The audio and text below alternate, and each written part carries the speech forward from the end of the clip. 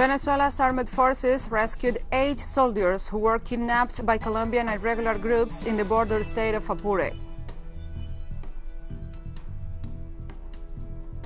Despite having one of the world's worst coronavirus infections and death rates, Brazil will now host the 2021 America Cup after the South American Football Confederation ruled out Argentina and Colombia. West African leaders have condemned a second seizure of power by Mali's military in 9 months, suspending the country from the 15-nation economic community of West African states. From the headquarters of TeleSUR English in Havana, Cuba, this is From the South. I'm Gladys Quesada.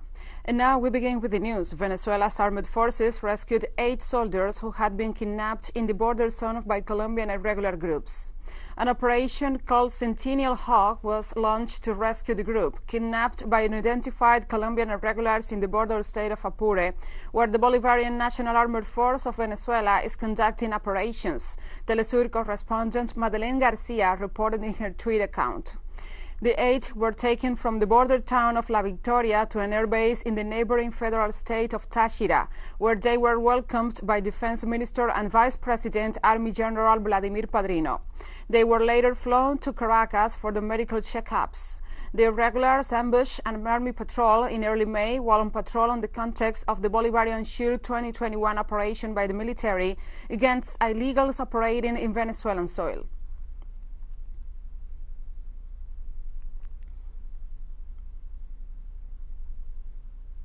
And now we move on to other topics. Feminist movements in El Salvador demand the release of a woman convicted for homicide after having a therapeutic abortion. Her name is Sara Rogel, and feminist groups rallied Monday in her support in front of the Salvador's court, where she is being prosecuted for aggravated homicide. A local judge has released her on bail, but the Attorney General appealed the decision. She has been already in jail for 2 years. Rogel was convicted in 2012 after an abortion induced by obstetrical complications. Interruption of pregnancy for any reason is considered a crime under Salvadoran legislation and is penalized with up to 40 years. Between 2000 and 2014, 147 women have been sentenced and imprisoned, according to the Citizen Group for the Decriminalization of Abortion.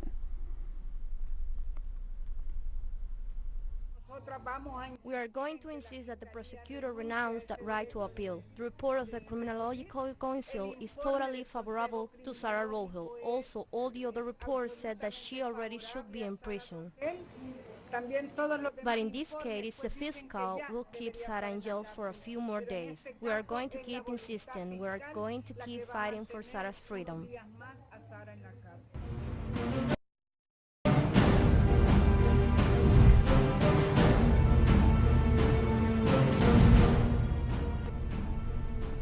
As Colombia enters its second month of nationwide demonstrations, the repression continues. This Monday, police fired tear gas at protesters in a municipality near the capital, Bogotá. The National Strike Committee, which brings together a range of trade unions, social and political movements, once again sat down to attempt to resume negotiations with the government for an end to the protests on Sunday, but not avail. The committee had spent the past week calling for the government to sign a pre-agreement, including warranties for the free exercise of the right to peaceful protest, in order to resume the talks. The government instead stalled and continued to endorse the repression by state security forces, with Friday seeing the deadliest clashes since the mobilizations began. The response of President Iván Duque was to order a massive military deployment to the city of Cali, the epicenter of the violence, and the surrounding Valle del Cauca department.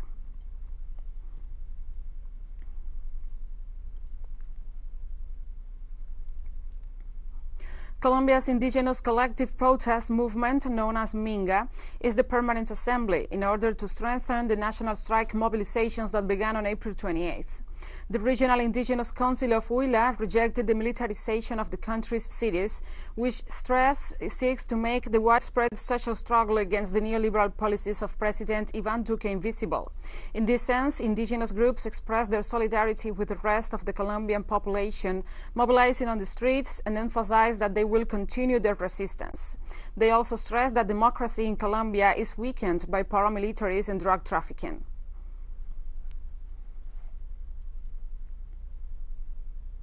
In Mexico, amid accusations of corruption, marches and concerts, the campaign for national, regional and municipal positions in the largest elections in the country's democratic history is coming to an end.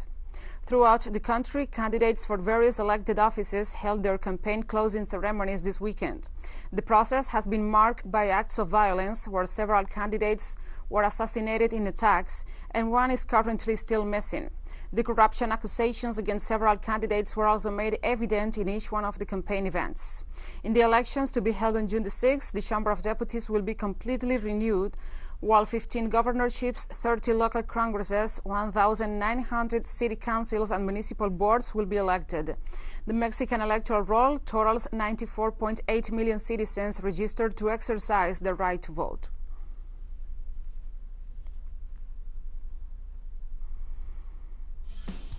And we'll be right back after the very short break, so don't go away.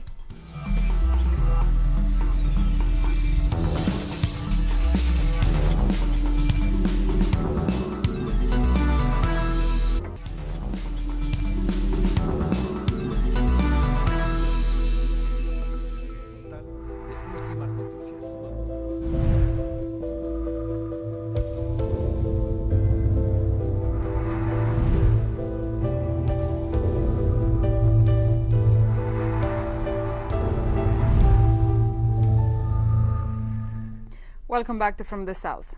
Despite having one of the world's worst coronavirus infection and death rates, Brazil will now host the 2021 America Cup after the South American Football Confederation ruled out Argentina and Colombia. The tournament was due to take place simultaneously in the two countries for the first time. The regional federation decided that the Copa America will not be played in Argentina due to the surge in COVID-19 infections, for which the government demands the fulfillment of very strict protocols, while the other host, Colombia, is going through a national strike that has sparked demonstrations and brutal repression all over the country. The choice of Brazil will probably prove to be controversial too. Over 500,000 Brazilians took part in nationwide demonstrations this weekend, demanding the ousting of President Jair Bolsonaro for his handling of the epidemic that has cost more than 450,000 lives.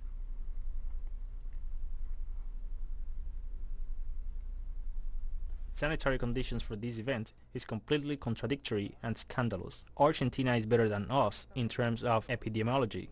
Colombia is better than us in terms of epidemiology. If they sensibly did not agree to host and avoided that event, it is obviously an event that has to be cancelled. There is no way to describe the insanity of trying to host an event of this magnitude here in our country. And also in Buenos Aires, residents reacted to Argentina no longer hosting the Cup.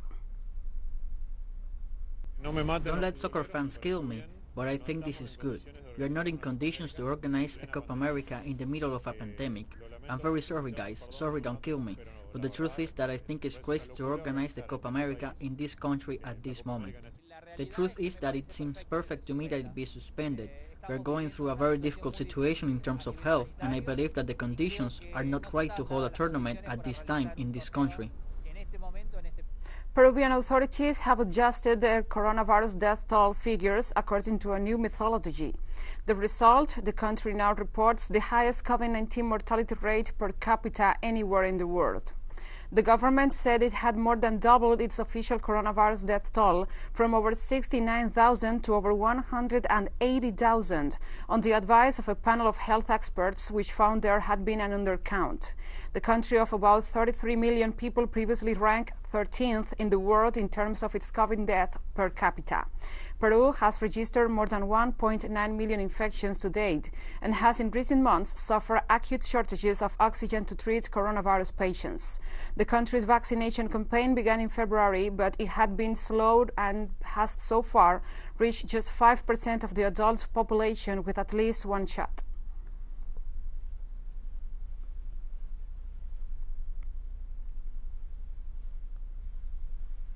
On Monday, the World Health Organization held the adoption by member states of improved preparedness for massive viral outbreaks like COVID-19 and set up calls for the passage of an international pandemic treaty.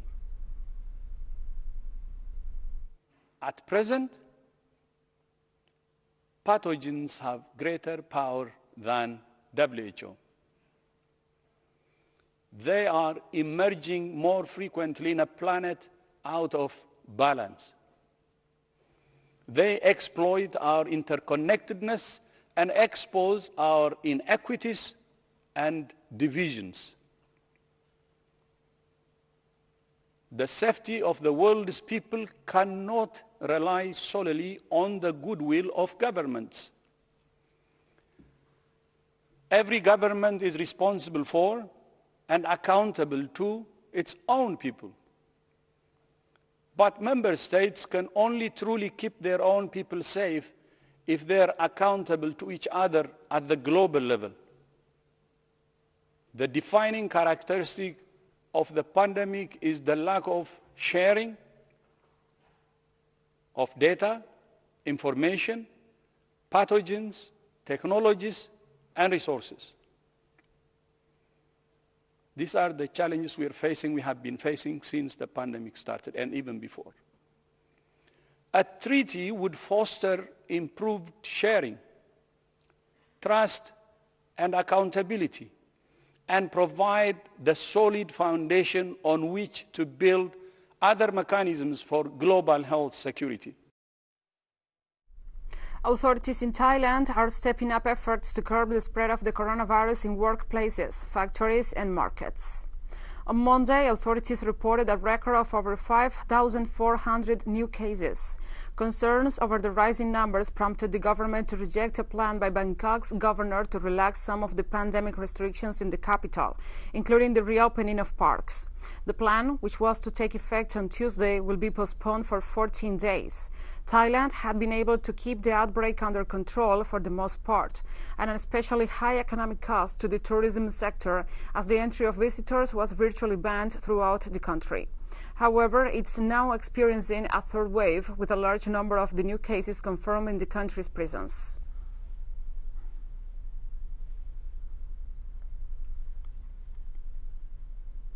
And Singapore will constantly adjust its anti-pandemic strategies, including expanding its testing scale and accelerating vaccinations to fight against the new variants with increased transmissibility, said the country's Prime Minister Lee Hsien Loong on Monday. Lee said the main task for the country is to bring the epidemic under control. In a televised speech, Mr. Lee said that bookings for student vaccinations will open on Tuesday. This will then be followed by other students aged 12 years and over, including students in institutions of higher learning, he also said.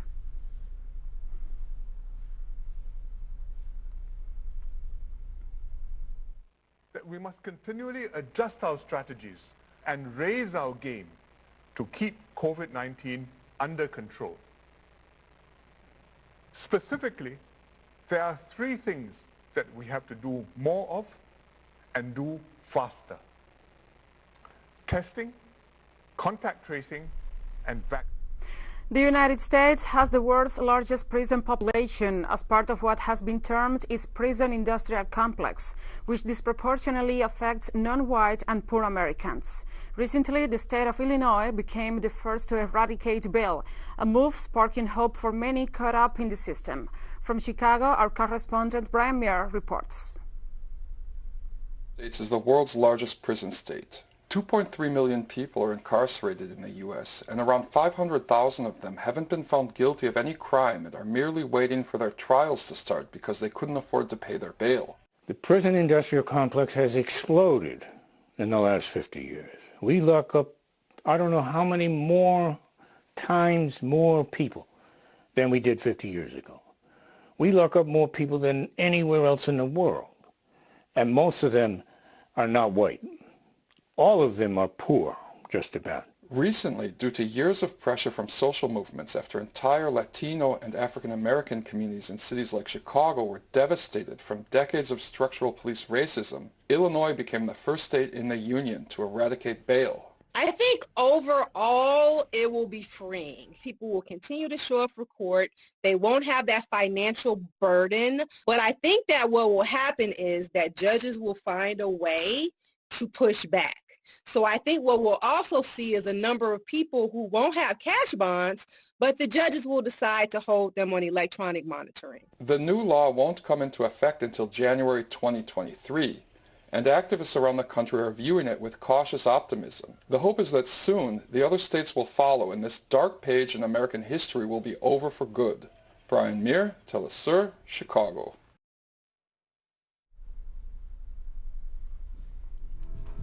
And we have more stories coming up after this final short break, so stay with us.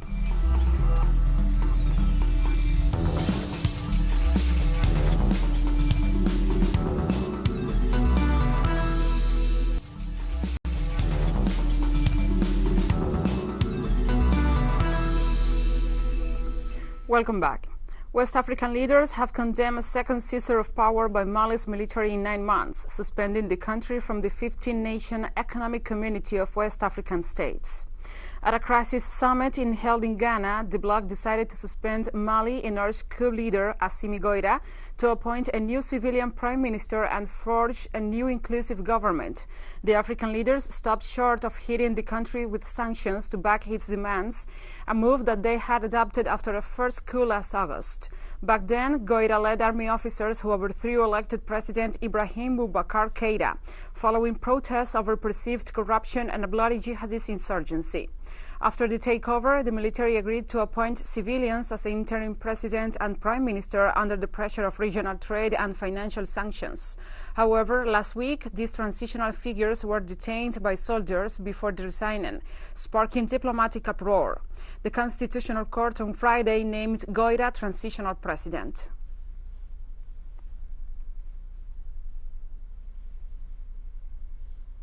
And Malians offered their views regarding the naming of Assimi Goïta as president. Country is not advancing at all. It is because of the leaders. If we have a good leader, the country will be better. But as long as we do not have a good leader, the country will not be able to get better. As suddenly Goïta has been appointed president, I was really pleased. To say that Assimi is not going to ensure the presidency of the transition is weak. Assimi only has to do what is right. He just has to get it into his head that the management of the country must be done according to the rules, that he must restore law.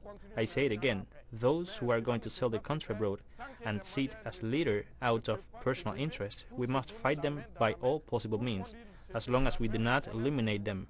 Even if we bring in Russian weapons, we will not be able to face the adversary because they are unscrupulous people.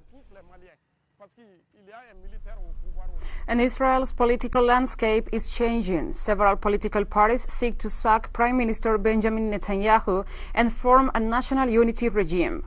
Continued corruption scandals and failure to subdue the Palestinian resistance in Gaza in May have prompted the occupation political parties to unite against Netanyahu, who is fighting for political survival after 12 years in office. The most extreme Zionist organizations are grouping together with milder versions of the Israeli parliamentary system to form a government of unity to be led by Naftali Bennett, a radical enemy of Palestine. The Palestinian resistance obtained a political victory in the recent wake of Israeli attacks, widely criticized for the brutal use of aerial and artillery force against civilians in Gaza.